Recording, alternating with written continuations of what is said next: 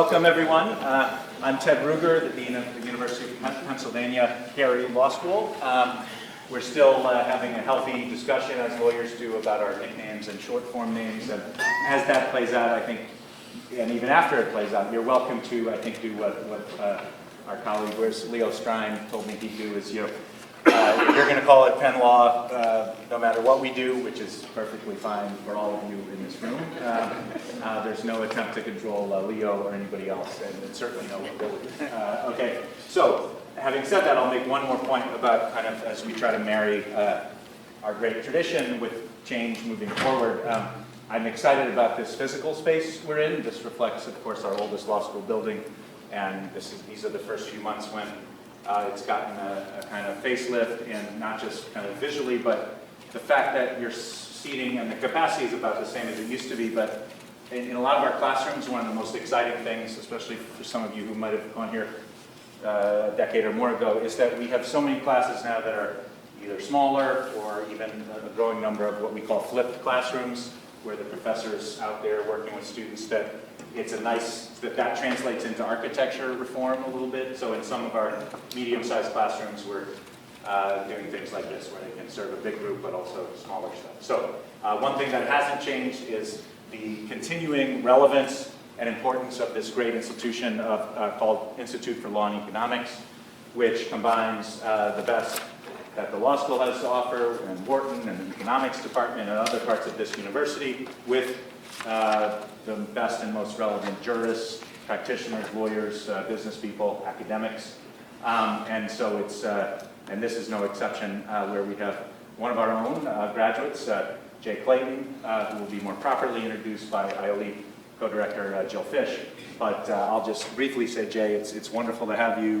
You've clearly, a lot of us will want to hear what you say. You're doing us proud with the work you're doing at the Securities and Exchange Commission.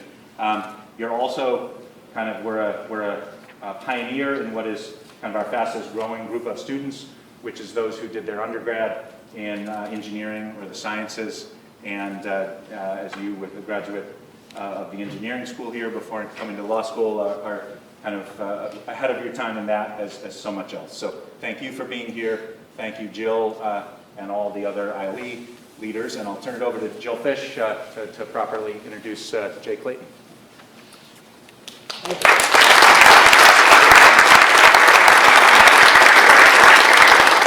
It's always a little unnerving to follow Ted's welcome, because I'm never really sure what I'm supposed to repeat and what I'm supposed to frantically try to sort of cut out of my introduction welcoming remarks. But just you do the best you can, right? But I can say good afternoon and welcome. I want to welcome you not just on my behalf, but on behalf of my fellow co-directors, Michael Wachter and Bill Bratton, and our incoming co-director, Elizabeth Pullman. We're so excited that you're here, not just here coming to Penn, but here today. Yeah, we can stop and clap.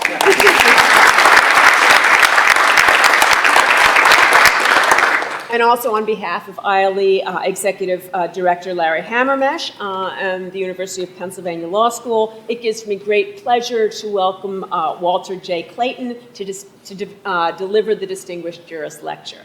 As you know, the Institute for Law and Economics here at Penn is a joint venture.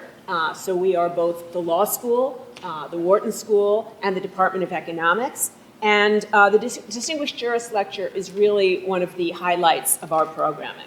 It's our opportunity to spotlight judges, regulators, and policymakers who have had particularly distinguished and noteworthy careers, and to bring leaders in business and business law to the law school, to the university, and to the greater community. And I'm so happy that we also have, we have so many students in the room, including my students, who I know are going to ask Jay tough questions when he's done with his formal remarks, as well as our distinguished alumni, our judges, and so forth. I can think of nobody better, though, to deliver the Distinguished Jurist Lecture than you, Jay. Jay, of course, is no stranger either to Pennsylvania or to the law school. As many of you know, he grew up primarily in central and southeastern Pennsylvania. As an undergrad, he studied engineering here. What the dean didn't say is he graduated summa cum laude. I don't know, having heard about the first few months of studying engineering here, I don't know how anyone could possibly do that, but it's amazing. He received Penn's Theron Scholarship to study in the UK, where he earned degrees in economics at the University of Cambridge. He then came back to Penn, graduated cum laude on Order of the Coif, and after graduation, he clerked here in Philadelphia for Federal District Judge Marvin Katz. Then, like so many of our students are going to do, he went off to so-called see the world. He spent more than 20 years at the law firm of Sullivan and Cromwell, and he spent time in the firm's offices in, as I understand it, London, Washington, and New York. At S&C, he was a member of the firm's management committee. I think, was it the youngest ever member of the firm's management committee? A very young member of the firm's management committee. Let's leave it at that. That's a 10b-5 violation. In my opinion.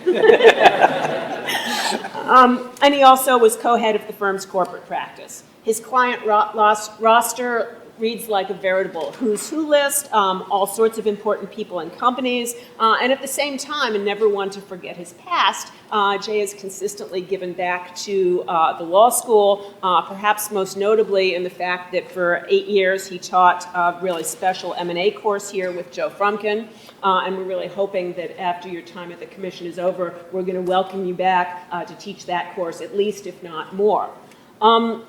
Jay was sworn in as chairman of the SEC on May 4th, 2017. Seems like it's been a lot longer than that, given how much you've You and me both. given how much you've been accomplishing. But as I remarked to Jay, since then he's been incredibly busy.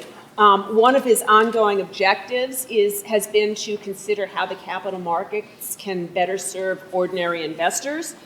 People saving for retirement, people that he's termed Mr. and Mrs. 401k. I like to use that term. I think it's a great term. One protection for Mr. and Mrs. 401k is the recently adopted regulation Best Interest, which adopts new professional standards for brokers. Now, lest you think that Jay's been focusing on investor protection in the narrow sense of preventing fraud or opportunism, goals that are arguably reflected in Regulation BI, he's also been actively trying to help enable Mr. and Mrs. 401k to share in the incredible gains that we see increasingly recognized in the private capital markets, alternative asset classes, and other opportunities that traditionally haven't been open to ordinary investors. And I think the work in that area is just tremendously important and exciting, and important for all of you when you start saving for retirement. Another ongoing initiative, and here I'm going to be very even-handed, is proxy reform.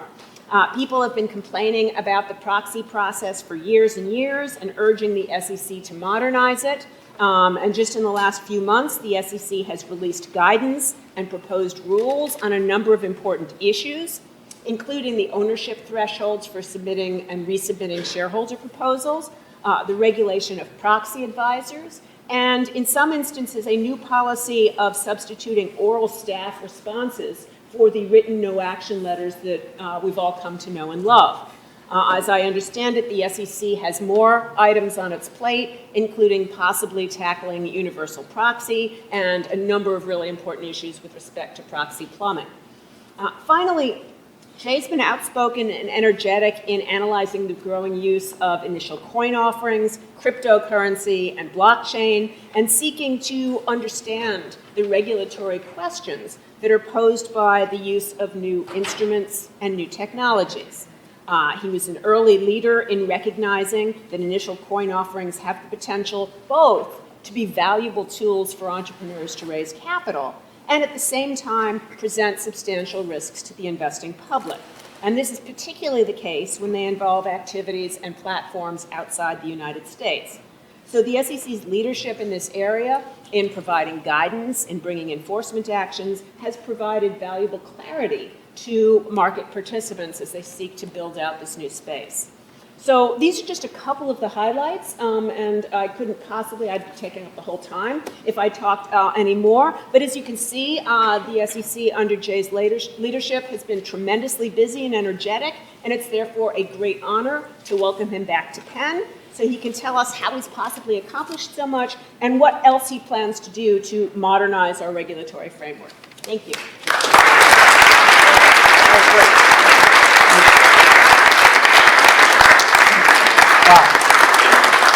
I should probably just sit down and take that as, that was great, thank you. It was too nice.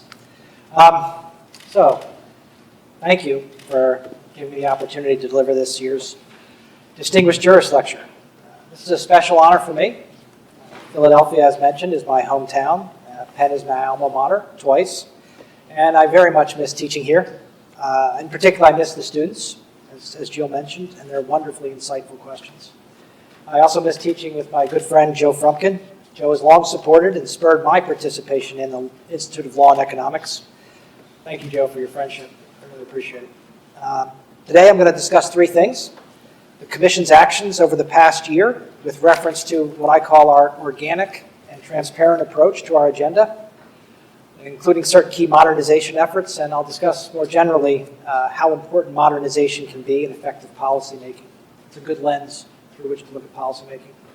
I'll discuss what I call our engagement agenda with a focus on market monitoring and a few words about investor education and oversight and enforcement. And then I'm going to talk about how our mission, market realities, the statutory constructs under which we operate, and other factors, including hopefully some wisdom, inform what we do, with a specific discussion of the relationship among the scope of our authority, the actions we take, and our independence. These are fluid issues. So let's go to rulemaking. It is, of course, one of our key functions. I believe transparency is central to the effectiveness of an administrative agency. Investors, issuers, other market participants, Congress, fellow regulators, you name it. I believe they should all have a clear understanding of our activities, our priorities, and our contemplated rulemakings. In this regard, the law provides a helping hand. We're required to publish a regulatory flexibility agenda. This semi-annual undertaking involves the disclosure of the regulations we have under review and development. We have our own disclosure obligations. Notably, this agenda distinguishes between rulemakings to be accomplished in the near term, 1 year, and the long term, more than 1 year. As I previously remarked, in the early part of the decade, our RegFlex agenda had become too aspirational. On average, over that period, only about 1/3 of the rules that were listed on that 1-year period agenda were adopted in the following 12 months. We decided that we would use the RegFlex agenda to enhance transparency and in turn use that transparency as a focal point for coordination across the agency as well as public accountability. So I asked our division leaders to identify the most pressing initiatives they thought the agency could reasonably expect to complete in the next 12 months. I asked them first individually, and then we got together collectively. As a result of that reset, and trying to put together an agenda that made sense, our 2018 agenda was more focused. I was pleased to report last year that in 2018, we advanced 23 of the 26 rules on the near-term agenda. I was even more pleased with the reaction of my colleagues. Our 88% advancement rate was due largely to their collective commitment to that agenda. This collective commitment, in turn, which again was driven by our organic bottoms-up, what do people think they can get done and what makes sense, really drove a sense of purpose at the Commission. So, people were committed. It also revealed what I would say is kind of in the DNA of the Commission. And that's a focus on, as Professor Fish put it, the Main Street investors. Who do the men and women of the Commission think about when they come to work every day? I hope that this perspective is etched in their minds for years to come, because it really does drive good policymaking. So those results in 2018 gave us momentum. How did we do in 2019?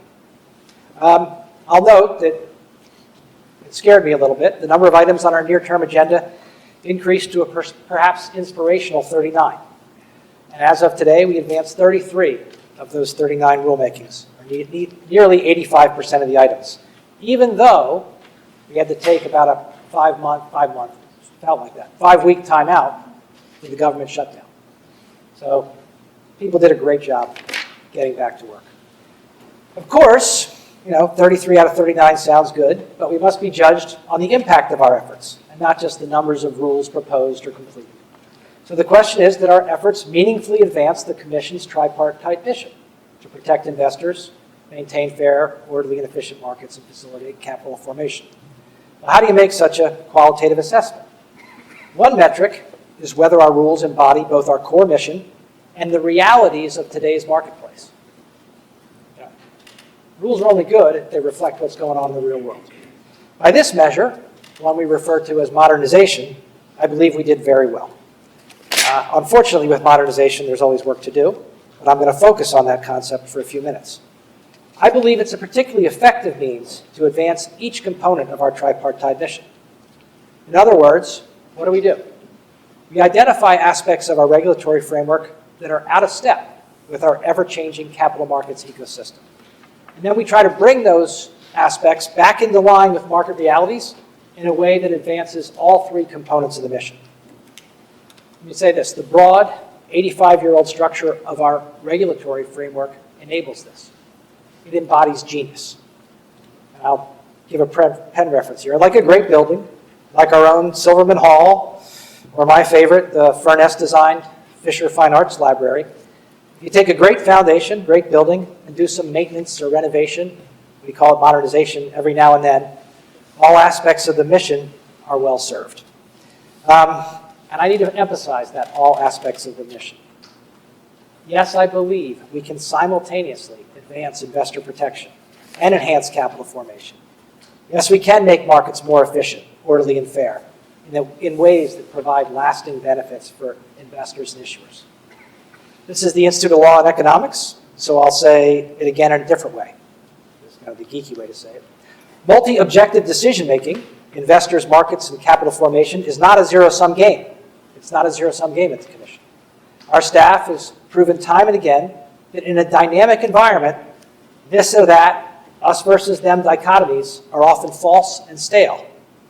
I tell myself, and we tell ourselves at the Commission, if you're seeing a zero-sum game, you need to take a fresh look at the board.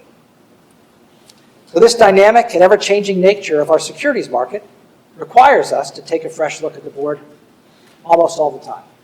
It's a responsibility and an opportunity. It's an opportunity to advance all aspects of our mission. So let me give you some examples of our recent harmonization efforts. And I'll start with one from 2018. I'm saying harmonization, modernization. Harmonization is what we do at the Fed. I'll start with a 2018 example. We adopted Rule 38.3. Now, Rule 38.3 was way overdue. For a long time, we required paper delivery of prospectuses for mutual funds to all investors. And to get out of paper delivery, you had to go through an elaborate opt-out process. This needed to change. Okay? We changed it. I'll give you one metric. Basically saves a forest the size of Manhattan every year. In addition to that, you can do a lot more work with an electronic document, a lot more analysis, a lot more filtering than you can do with a paper document. It's a huge improvement. It was long overdue. The standards of professional conduct that Professor Fish mentioned. We adopted a package of rulemakings interpretations designed to enhance the quality and transparency of retail investors' relationships with investment advisors and broker-dealers. From a legal sense, they brought the legal duties that an investment professional owes their client in line with what clients expect. Now, we asked the staff, what do you think clients expect when they go out and meet with an advisor? Tried to match up the duties with that, and whether they're a broker or investment advisor. It was a long time coming, and it was finally completed in large part because it embodies the decades of experience that our enforcement staff, our inspection staff, our trading and market staff, and our investment management staff all had. Well, these were all lodged in different parts of the Commission. We had to bring them all together, get everybody to agree on what the package would look like. So I'm very happy. I'm very happy because I think people are going to make better decisions. They're going to be treated fairly. That's really all you can ask. So, the Jobs Act. Everybody knows about the Jobs Act, or you should if you're taking Professor Fish's class. This passed Congress in 2012 with broad bipartisan support. I believe the Jobs Act was instrumental in slowing down the dramatic shift from companies raising capital through our public equity markets to raising growth capital in our private capital markets. Markets which, as Professor Fish mentioned, are largely unavailable to our Main Street investors. The Jobs Act provided a category of companies. We call them emerging growth companies. They got a number of accommodations to encourage them to enter our public capital markets. Over the past 2 years, we've expanded those accommodations in many ways to many different companies. Importantly, these measures do not adversely affect our investor protection framework, and in many ways benefit all investors. As an example, early this year, and this is again a modernization effort, we expanded testing the waters. It used to be that you couldn't go out and talk to investors ahead of a public offering, engage kind of investor sentiment, which engaging investor sentiment, you know what that allows you to do? You bring the bid-ask spread on the pricing of the offering in. You got a tighter spread on what the offering is going to price. You're going to get a better offering for both investors and for companies. Our old rules clamp down on that communication, largely due to the fact that those rules were written during the time of the mails, when having fair and easily accessible communication was very difficult. So we shut it down. In today's world, internet, etc., that worry's gone away. Modernize the rules, made for better, execution on offering, with no less liability. Let me just say this as a general matter. I believe that more and better public companies and encouraging more and better public companies is a good thing. It's a good thing for everyone, in particular for our Main Street investors. We talk about ETFs. The Commission approved the first ETF in 1992. Since then, ETFs have become a popular investment vehicle, particularly for Main Street investors. ETFs registered with the Commission have grown to $3.3 trillion in total net assets and provide investors with a diverse set of investment options. However, since 1992, we've required each ETF to get an individualized exemptive order. That's probably room for modernization. So we did it. We passed a series of rules that make the process for bringing garden variety ETFs, the ETFs that Main Street investors like, to market more quickly. Next modernization thing. This is my favorite.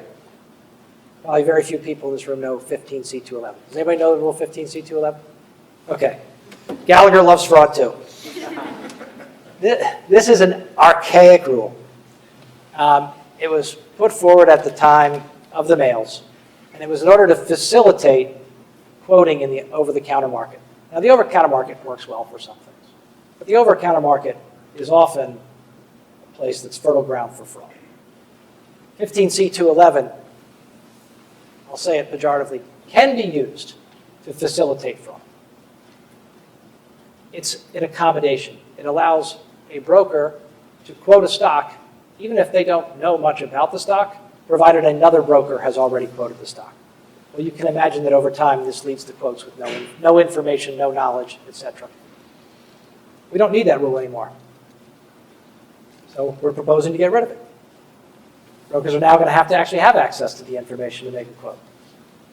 Seems to make sense, long overdue. It's known as the Piggy Act exemption. If you want me to keep it, please send your comments in. Okay, so Regulation SK, this is our principal disclosure rule. It recognized, we did some things here that recognize that significant changes have taken place in the last 30 years. Chief Justice Strine and I have talked about this. Today, 30% of balance sheets are intangible assets. Those are often a significant driver of long-term value in our global economy.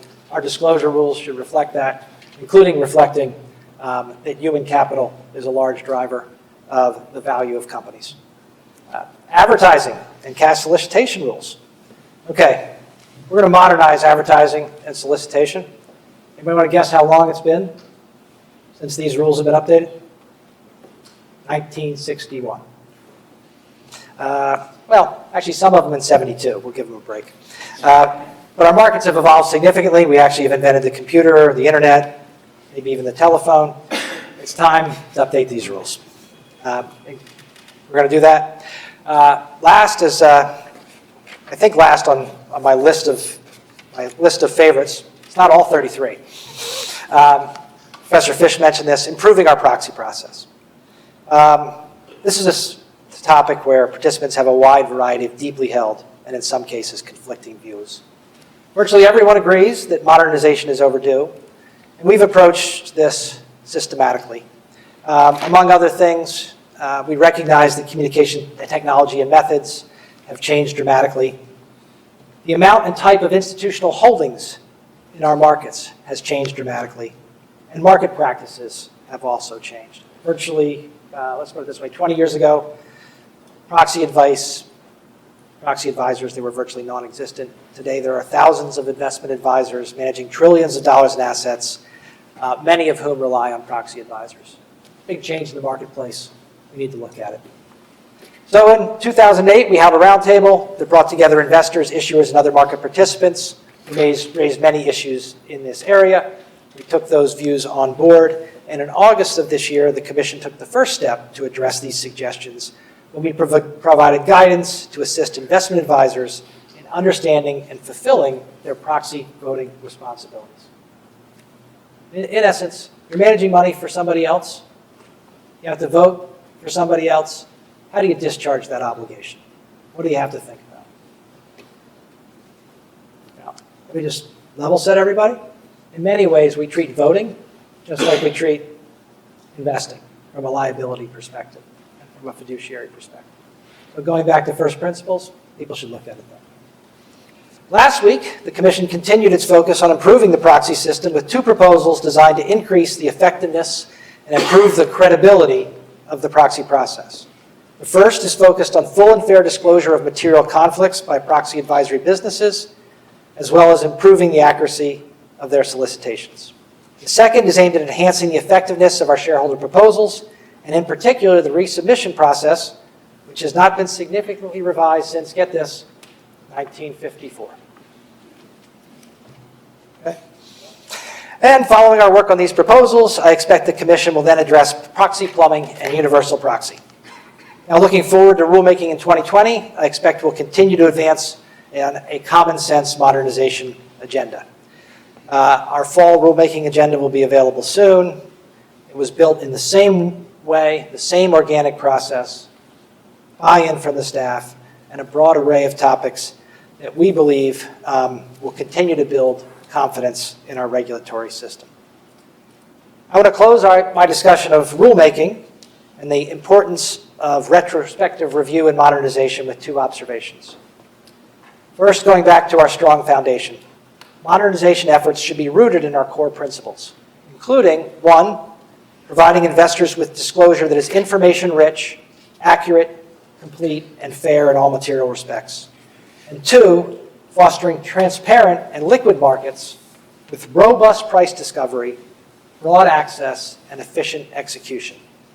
In simpler and somewhat more daunting terms, we should, one, ensure that the millions of diverse participants in our markets have access to the information necessary to make the choices that are best for them, and two, ensure that the outcomes resulting from the mix of all those choices are arrived at fairly. Second big thing, waiting too long to bring outdated rules up to date inevitably makes the updating more, not less difficult, including because certain market participants, as well as non-market participants, benefit from the outdated aspects of our rules. Just remember some of those dates: 1992 for ETF, 1961 for advisory, 1954 for resubmission thresholds. In some cases, the more outdated and inefficient our rules, the more opportunity for idiosyncratic gain. And as a result, the impediments to change, some acute, grow. So if you're ever have the opportunity to run an administrative agency, pursue modernization. Yeah. Okay. I'll give you one more example. It's long been and this one's one of my favorites. It's been long been technologically possible to provide our retail clients with simple disclosure about fees, costs, and other expenses that they are paying when they invest. In my words, how much of the retail client's money is actually going to work for them. That knowledge is empowering for a retail client and will inevitably lead to better choices. However, resistance to this concept as a core element of our approach to modernization of the retail investment regulatory landscape came from many sources, some surprisingly so, until we thought about their personal and commercial incentives. Here's where I just want to say thanks to the great staff at the SEC for powering through this. Going forward, retail investors are going to know how much of their money is going to work for them. Okay, so going from our rulemaking agenda to what I call our engagement agenda, 3 aspects of this: market monitoring, investor education, and then oversight and enforcement. These areas we've also embraced modernization and the interests of Main Street investors, again through the work of our wonderful staff. Each of these areas is worthy of its own speech, but because this is the Institute of Law and Economics, I'm going to focus on market monitoring, but I'll make a brief comment on investor education and participant oversight and enforcement. On education, I've had the privilege to personally meet with thousands of retail investors in town halls, visits to military bases, and other venues. The women and men of our Office of Investor Education and Advocacy commit every day to investor education. And what do we hear? 2 things. Time and time again. I wish I knew more earlier, and I wish I started earlier. I believe we need to do a better job educating our population earlier about the importance of personal financial management, particularly where financial management is not learned at home. I'll close on the topic of investor education with an observation. We live in a credit-based economy. Historically, in this economy, there are people who are paying others 8 to 18%, and there are people who are getting paid 8 to 18%. Our population should understand that over your lifetime, particularly when you're going to be more and more responsible for your own retirement, you want to transition from a payor of 8 to 18% to a payee as quickly as practicable. Understand compounding, and the importance of this transition is amplified manyfold. All Americans should have this basic knowledge. We are modernizing our educational efforts to reach more people sooner, including through videos that I hope will be shown in classrooms around the country. We're also reaching out to traditionally underserved communities and partnering with advocates who are providing important feedback so we can reach people more effectively. Speaking of classrooms, I'll turn to overseeing market participants. Brings to mind teachers. At the Commission, teachers, active duty military personnel and veterans, and the elderly, particularly the cognitively impaired, are very close to our hearts. During the rulemaking efforts for retail standards of conduct that I talk about, it became apparent to us that these groups have little understanding of the fees they are paying. Worse, as some advisors said to me, I owe them a fiduciary duty. What more do I need to disclose? Really? That work? No. This lack of full and fair fee disclosure sparked our teachers' initiative and our military service members' initiative. We're devoting additional enforcement resources, investor education resources, and other resources, including great mind share, on behalf of teachers, veterans, and active duty military personnel stationed domestically and abroad. And we're prioritizing these areas in our exams function. With today's technology, there's no excuse for not fully and fairly informing these groups, or anyone else for that matter, of the fees they are paying. Our message here is simple. Deal with these particularly vulnerable groups fairly, and if you do not, we're looking for you. I'm serious, very serious. It's much better, since we are looking for you, if you come in and see us before we find you. I can't tell you how much this bothers me, that these vulnerable groups are paying way more than they know and way more than they should. So, message delivered? Okay. Market monitoring. Let's turn to that. I've emphasized this point on many occasions. The global financial markets of today are substantially different from the early 2000s. However, to say broadly that there's more or less systemic risk, more or less liquidity, more or less volatility, more or less interdependence, more or less reliance on prudential or other actions of government authorities, pick whatever more or less binary measure you want, is, in my view, not a good place to start. Doing so assumes that broadly, global equity and credit markets are structurally the same today as they were in the early 2000s. They are not. We, the world's financial policymakers and regulators, have made choices that have contributed to profound structural changes in our markets. Those choices, rooted in important government aims, economic growth, market stability, consumer welfare, have, in combination with each other, the actions of market participants, and developments in information technology, trade, and supply chain management, as well as international regulations, changed the landscape of our global banking and capital markets. I'll share a few data points. It would take a lot of data to put the context around this, but global debt now totals at least $246.5 trillion, or 320% of the world's GDP. Focusing on the United States and corporate debt specifically, outstanding non-financial corporate debt stands at almost $10 trillion and now sits at almost 50% of U.S. GDP. Debt securities accounted for 62% of money market fund assets, i.e. liquidity-oriented products, at the end of the first quarter. This increase in the U.S., and in particular global debt, is the result of various factors. For over a decade, central banks across the world have engaged in monetary easing, with interest rates at historic lows for many years, and in some key cases, interest rates in uncharted territory. We want businesses to hire and invest and consumers to spend, and globally we are using interest rates, open market purchases, and other tools to encourage that behavior, including a greater favoring of debt over equity in corporate capital structures.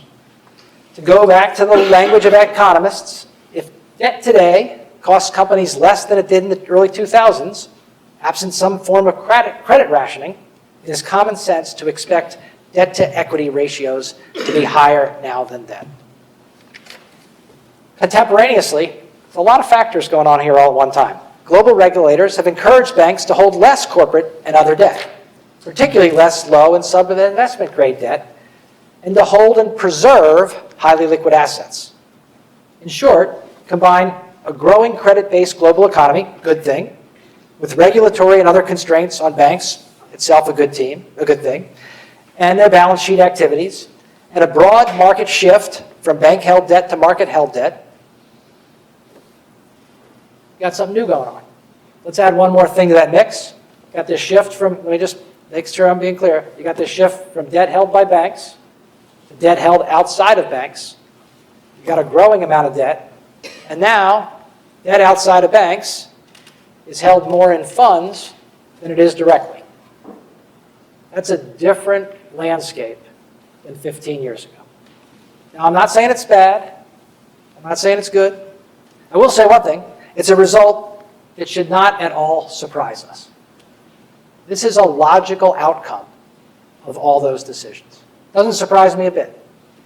Ease monetary policy, shore up a bank balance sheet, encourage diversification through funds and passive investing, and this is where you're going to end up. There are a lot of metrics that say, should not be alarming. There are others that people can cite that say, there are things we need to look at. My view is, it's our job to look at these things. I was asked earlier, I'm going to digress from my prepared remarks. What does this mean? So regulators around the world look at the economy. Let's say they look at it like dials on the dashboard of a car. Now, tell us how we're doing, going too fast, going too slow, overheating, whatever. Now, we have a bank dashboard, we have a capital markets dashboard. Those have probably changed as to what dials we should be looking at. And given the growth in the capital markets, you can't look at the two in isolation. You have to look at them together because they're interconnected. So I want to note here and say, I am not, to be clear, providing advice on monetary or fiscal policy, nor should I. Nor should I pass judgment on debt levels in particular companies or countries. These are the roles of others. If you have interest in these, I'll just cite you to my written remarks. There's a few references there for what I would say are very accessible articles on these issues. But returning to our role in the area of market monitoring, we need to focus on function. That is our job. How do markets function? How does price discovery occur? And we are engaging with our domestic and international colleagues, including the FSOC, the Financial Stability Oversight Council, and the Financial Stability Board, and other organizations to do just that. We participate in regular calls with our domestic regulatory partners, the Treasury, the Federal Reserve Bank of New York, and the CFTC to share information about what those dials should look like and where they're moving. And with regard to changes in our debt markets, we and these regulatory partners have been monitoring the size of corporate debt in aggregate and by industry, the location and type of holders, as well as credit quality. We're also considering likely actions if market participants if circumstances change. And we're examining the connections between those two dashboards. Connections between banks and non-banks, including through, among other things, credit lines and investment lines, clearing banks, their supply of balance sheet capacity to permit client clearing, exposure of banks to funds of all types, public, private, open, closed, levered, unlevered, through derivatives and directly, as well as overlaps in portfolio holdings, particularly those holdings susceptible to similar price and liquidity shocks. Modernization and monitoring isn't easy, but we have to do it. Okay, last thing. The Commission's authority, our actions, and our independence. This discussion of some of the areas where this past discussion where modernization efforts are necessary or appropriate illustrates that at the Commission there's often more to do than can be done. And it leads to questions that I ask myself often. How do we decide which issues need our attention? And how can we most effectively address those issues that we take on? The answers to these questions are the result of a continuous three-step process.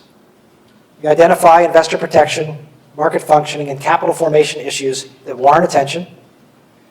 We examine the marketplace to identify various means we can use to address those issues, including the modernization lens I discussed. And we pursue the means that are most effective within statutory and practical constraints. People would say that this is kind of management 101.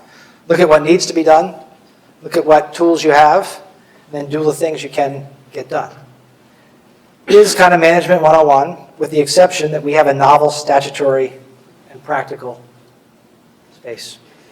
We're an administrative agency, and we're subject to many restrictions. Here, law and context provide illumination. The Administrative Procedures Act governs how we make rules, and these are two practical things. How can we act? We're subject to the Administrative Procedures Act, and who can influence us? Let me give you one example. We can only use the funds Congress appropriates for us. So, probably have to listen to them too. In addition, as the prior discussion of market monitoring illustrates, we operate in a regulatory ecosystem that includes multiple other participants at the state, federal, and international level, including the Department of Justice and states' attorney generals. So with all these people, let's talk about authority, action, and importantly, independence in the continuing pursuit of an administrative mission. What does independence mean? It certainly doesn't mean isolated. We need to have a good understanding of what the others operating in our ecosystem are doing. And it is imperative that they know what we are doing. Of the three, authority, action, and independence, independence gets the most airtime. The independence of the Commission often is couched in terms of some legal right to act without regard to the views of the executive and legislative branches of our government, or those other market participants. This is false. A quick review of the Administrative Procedures Act demonstrates that we are actually required to consider their views. We also need to respect the role of other departments and agencies. The Fed has monetary policy, the Treasury has sanctions, the CFTC has commodities, the DOJ and FTC have competition. I'll go on, the CFPB, the Department of Labor, the Department of Education. We all touch each other's spaces. So let's look at independence from what I say is the correct end of the telescope. The small end looking out over a vast landscape. Independence, true independence, is the ability to act in the way you believe is best and have the confidence that those actions will have effect. It is earned in practice over time as much as is granted by law. So how do we earn it and keep it at the Commission? My view is we best earn and maintain our independence by recognizing the broad financial regulatory landscape, identify our core responsibilities within that landscape, and use our experience and expertise to discharge those core responsibilities as promptly and as effectively as possible. If we do that, all of those other participants will, or at least they'll be more likely to, leave our core responsibilities to us. And importantly, where our core responsibilities overlap with those other authorities, work cooperatively with us. Said simply, authority, independence, and respect go hand in hand, and you earn them by doing the job you are assigned well, not doing some other job or waiting for someone to do your job. To be sure, not all agree with me on this score. I often hear we should, quote, stretch our authority. We should use, quote, all available means to achieve a particular objective. We should, quote, fill the gap, even where one or more other federal or state bodies are primarily responsible. My time at the Commission has made it clear to me that these perspectives are often misguided, ineffective, resource-intensive, read that as wasteful, and serve to erode the scope and effect of our hard-earned authority and independence. Let me explain a bit in the abstract and then with some examples. Straying from our statutory mission and authority means expanding agency resources to advance initiatives that are more likely to be subject to legal challenge. Legal challenges that we must devote additional valuable resources to defend. Legal challenges where a loss is not only more likely, but may also result in having to do the work over again within our scope, or even the restriction of our authority going forward. I say that in the abstract. There are many real-world examples where we've had to redo it again, or where pressing something too far, including the Kokesh and Lucia cases recently, has resulted in a significant curtailment of our authority. Straying into areas covered by others without their cooperation can also lead to trouble. It can lead those bodies or Congress to challenge our actions directly or via other means, or produce inconsistent policies. And speaking more broadly, and I want to say this, this is a pretty interesting point.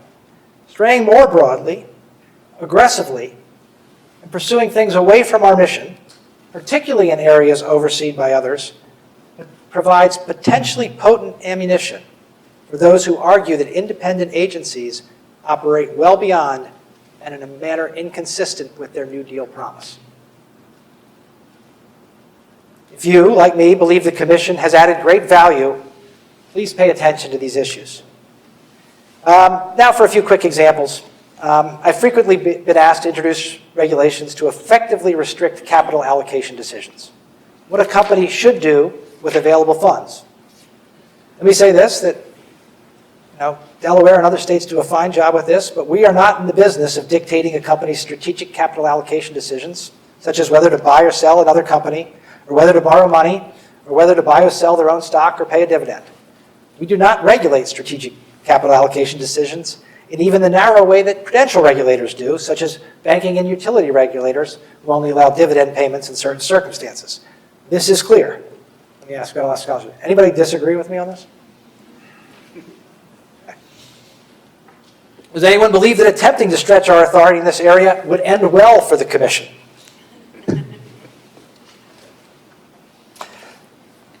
We do, I'll note, require extensive disclosure regarding these capital allocations decisions that is accurate and complete in all material respects. Let me say this, on the intersection, because I'm not shying from responsibility. I want to be clear about that. On the intersection of capital allocation decisions, again, largely a state fiduciary issue, issues like executive compensation, a key disclosure issue for us, but also, again, a fiduciary decision that is affected by many factors. And 3, securities transactions by companies and executives in the open market. Again, a disclosure, market integrity, and insider trading issue, kind of squarely where we are. I'll make an offer today that I've made many times to many people since my first days at the Commission. If you want to bring together this array of issues with people who are responsible for them and understand their complexity and interdependency, with an eye toward improving disclosure, market integrity, and outcomes for our long-term Main Street investors, I will gladly participate. Got to have everybody around the table to get this right. Okay. Okay. I received similar requests to stretch in both expertise and authority in another area, competition policy. Here, let me say I know Assistant Attorney General for the Antitrust Division, Macon Delaream, very well. I know FTC Chairman Joe Simons well enough to know, in each case, that they are focused on rooting out violations of our antitrust laws wherever they may be. I am here to help them. We have helped them, but I will defer to them on antitrust policy and enforcement, just as I would expect them to defer to us on security market function and structure, and for us to help each other where those areas overlap. Here in the area of independence and how to preserve it, what to do with it, I'll end with an anecdote. Well, it's more of a too often repeated observation that in most cases amuses me and, to be honest, in some cases annoys me. We often hear the request and comment, quote, "Hey Jay, you should do X, Y, or Z. Act independently." The subtext? Listen to me, not others, and do what I want. Sometimes the subtext is, and stretch beyond your expertise and even your authority. That approach is rarely constructive. Focusing on substance, core mission, and the long-term interests of our Main Street investors has proven time and again to be a more constructive approach. It is the organic approach that our staff has long followed. It is the approach that has solidified our authority and independence, and is the approach that has enabled us to act on a remarkably large and diverse agenda over the past year. I will continue throughout my tenure at the Commission to encourage staff to follow this approach, to use their deep knowledge of our markets to advance common sense, mission-focused proposals that build on our proven regulatory framework, and not to put that hard-earned and well-deserved independence at unnecessary risk by straying from our expertise and mission. I want to thank you very much for having me speak today. It's truly an honor.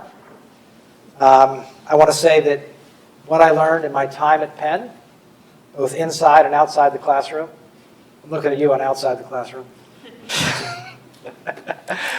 Well, without it, I would not have had the wonderful opportunity to serve our Main Street investors. And I thank you very much for that as well. So I'm happy to take any questions. I may be selective in who I pick. But, questions? I wonder if you can expand a bit on your comments relating to the transformation of the debt markets from banking to funds, and what are the implications for the SEC in its oversight?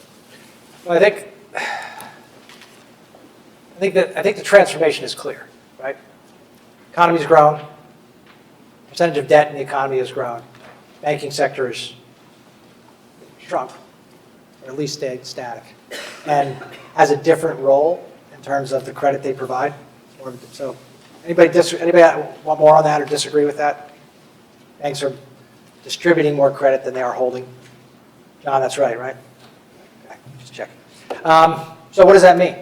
I think it means that we have a greater responsibility to understand potential vulnerabilities in the capital markets, the debt capital markets. Where would those vulnerabilities come from? How those holdings are financed, who holds them, how they're structured. One of the things I look at a lot is funds. How concentrated are funds in terms of a particular sector, in terms of particular credit quality? How large are their holdings? How diversified? And you'll learn a lot doing this, because you can say, a fund has no more than 5% holdings in any one security, or no more than 10% holdings in any one security.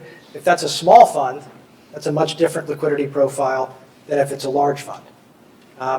What you also learn in this is, much like we provide, how would we say this? charging directors with fiduciary duties, monitoring those duties, is a much better way to run companies than for us at the SEC to try to run companies. Charging people with fund management to make sure that their liquidity house is in order and that they understand market function should be a similar component of how we regulate funds. Is that Leo? Or do I still call you Chief? I gotta call you Chief Justice. Everybody's called me Leo. Most of you call me Leo for years. And the guy I will always call Chief, who's across from me, is Chief Justice Beasy. And it follows up with the debt thing, and it's actually an interesting thing about equity versus debt, which is over the last 30 years, the power of mobilized equity over public companies has grown enormously, and they've put a lot of pressure. But we've disintermediated, we've taken the debt and we've put all kinds of intermediators. So instead of a company having a long-term debt provider who looks at capital ratios, you have all these intermediaries. We haven't put any intensive pressure on the people who manage debt funds to really monitor those ratios. And I'm wondering, and I was glad to hear you have your finger on this, is now we've even made it even more intermediated. And my understanding from my deal friends, Mr. Frumpkin and everybody, is Covenant Light, L-I-T-E, is back huge. We're at the top of a long-standing recovery. Deal architecture has gotten, frankly, very loose. And I wonder any of your thoughts about what would happen when we have an inevitable recession and turn down, given these. Yeah. So let me say this. One of the things I think is important is transparency around these issues so that we can better assess them. Relative debt levels and covenant light. My view is it's very difficult to make broad cross-economy conclusions. You got to look at the sectors.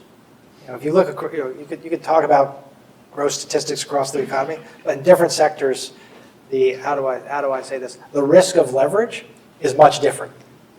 On covenant light, it's complicated. Covenant light gives the holder of that debt. Do people know what covenant light is? Okay, covenant light means the debt holder has less rights than they may have had 10 years ago in that particular slice of the capital structure. One of the interesting things is how covenant light interacts with bank debt. If I'm going to the shoring up of the banking system, if I'm a bank lender and I have my typical bank covenant package, I'm kind of happy that the guys that are below me have covenant light. Because now I control more credit decisions than I otherwise would have. Which is But actually. aren't you saying that your Main Street investors are actually holding more of the risk then, and that therefore the originators and the people of the debt are not doing as much monitoring? That sounded like your concern. I think, like if you're holding debt through a fund, the person running the fund has that job. But I think the question you're asking, the question I think, and I sorry I didn't pick up on it sooner. Again, structurally different, emotionally different, personnel different. 20 years ago, people holding debt directly in a company, there was probably somebody at the insurance company or the pension fund who knew that debt instrument, knew the company, and was monitoring that relationship fairly closely. At least we hope so. That's our ideal world. The question is the fund manager who has a whole bunch of holdings that they're moving in and out for liquidity reasons and others, doing that same level of credit monitoring? I don't know. What I do know is there are a lot of sophisticated credit players in the marketplace. And to the extent pricing reflects their thinking, that's a good thing. Let me just say this about retail investors and institutional investors. One of the greatest deals in our public capital markets is that retail investors sit right alongside institutional investors. Over the long term, they get the same returns. That's a pretty good thing. And so people ask me, hey Jay, how are you going to try and get retail investors access to our private capital markets now that they've gotten so big? Well, one of the touchstones for me is, can we replicate that? can we put them in a position where that retail money is sitting in the same place as the institutional smart money that's paying attention all the time? And if you get that, you actually get, through alignment, a great deal of investor protection. Said the other way, if the person selling you an investment is in the distribution business, but not investing their capital alongside you, it's a much different risk profile. So as we look at ways for retail investors to access our private markets, that kind of alignment is something that's very appealing to us. Thank you, Chairman, for a very interesting, detailed talk. Can you please talk a little bit about the mandatory arbitration clauses incorporated bylaws and charters? As you know, there is a case pending. I've been avoiding that subject for 3 years. I know. Doing really well at it. There is a case pending in New Jersey, as you know. You don't have to talk about that specific case in which the SEC is party, but just generally, what are your thoughts? And are these just regular contracts, or is there some higher scrutiny that should be placed on companies that try to prevent their shareholders from litigating in court? And what should the SEC's role be? Did you hear my talk about lots of actors, lots of laws, trying to get on the same page? People who come to me and say, do something about this, are basically saying, act unilaterally. Not a place where it's a good idea to act unilaterally. You know, New Jersey may be different from Delaware. It's percolating. States are taking action. What we've done, which I feel really good about, is we've said this. We said, hey, you're showing up, and you're asking us a federal law question under the securities laws. It's not the only relevant question. In fact, it's not a dispositive question. And as my friend the Chief Justice was pretty good at, you know, let's get the dispositive question in front of us if we're going to spend a lot of time on it. And we hate mandatory arbitration in Delaware. It's inconsistent with our law, and if the FAA were made clear that we could get rid of it, we would. Larry, right? In limited respects. No, in that part, in that respect. Who put you up to this? What about? You highlighted the importance of ensuring that mainstream investors have access to diverse sets of public offerings, but some of the outskirts of the Jobs Act, such as Reg D, or even new reforms of capital raising like ICOs, have hit somewhat choppy waters. Is there anything we as regulators or as interested parties can be doing to encourage access to diverse sets of public offerings? We are doing all we can to make the public market alternative as attractive as possible to growing companies. Because I believe that a greater suite of public companies with all of, let's say this, I've never seen a company go through the public offering process that didn't come out a better company. Now, we can take some credit for that at the SEC, but there's a whole lot of other things, including engagement with investors, a diverse set of investors, that causes the company to sharpen its pencil and become a better company. That's a good thing. More access for our Main Street investors. But let me also say this. One of the benefits of this job is I go around the world and sit with banking, financial, and other regulators, treasury officials. Our private capital markets and the fluid nature of our private capital markets, it's a huge competitive advantage for the United States. I would not want to do anything to impair that. If you look at the relative growth rate of the U.S. and other similar economies coming out of the events of 2008, it's significantly higher, 33% higher, than others in good times. Most of that was driven by the nimble nature of our markets and the nimble nature of our capital markets.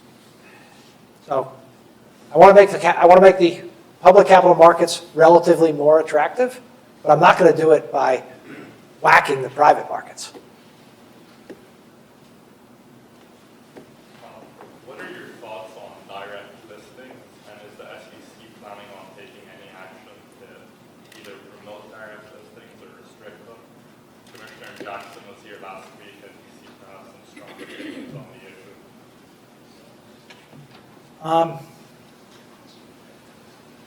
So I'm agnostic And I don't mean that on, like, I'm ambivalent. How a company comes to market is not something that I want to prescribe for them. Whether price discovery, we talked about testing the waters, whether price discovery in that initial period coming to market occurs in an orderly way or not, it's important, something we want to help people facilitate. But to pick a particular model on how somebody should actually execute on that, I don't think we should do that. Telling somebody they need an underwriter, that's not really our job. Telling people they have to take and accept the regulatory framework we put in place, including the significant investor protections that come with broadly distributed public offering, absolutely. Now, I hope that answers your question, but there are companies for which it's clear that a direct listing route is probably a good choice. Probably a lot of companies for whom it's not a good choice to achieve good price discovery and distribution.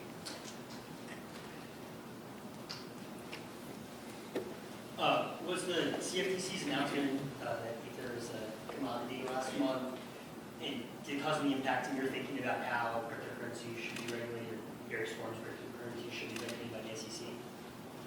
No.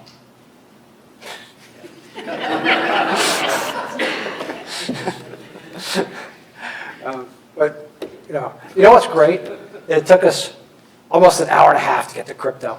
It's a new record in my tenure at the SEC. How much more time do we have? Is that about it? I was about to wrap You have up, it? so. Okay. Please join me in thanking